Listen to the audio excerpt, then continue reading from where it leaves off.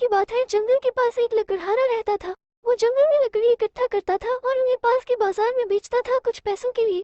एक दिन की बात है, वो एक पेड़ काट रहा था, तभी हुआ ये कि गलती से उसकी कुल्हाड़ी पास की एक नदी में गिर गई। नदी बहुत ज्यादा गहरी थी और वास्तव में तेजी से बह रही थी। उसने बहुत प्रयत्न किया अपनी कुल्हाड़ी को खोजने की, लेकिन उसे वो वहां नहीं मिली। अब उसे लगा कि उसने कुल्हाड़ी खो दी है। वही दुखी होकर वो नदी के किनारे बैठकर रोने लगा। उसके रोने की आवाज सुनकर नदी के भगवान उठे और उस लकड़हारे से पूछा कि क्या हुआ। लकड़हारा ने उन्हें अपनी दुखद कहानी बताई। नदी के भगवान को उस लकड़हारे के ऊपर दया आई और वो उसकी मेहनत और सच्चाई देखकर उसकी मदद करने की पेशकश की।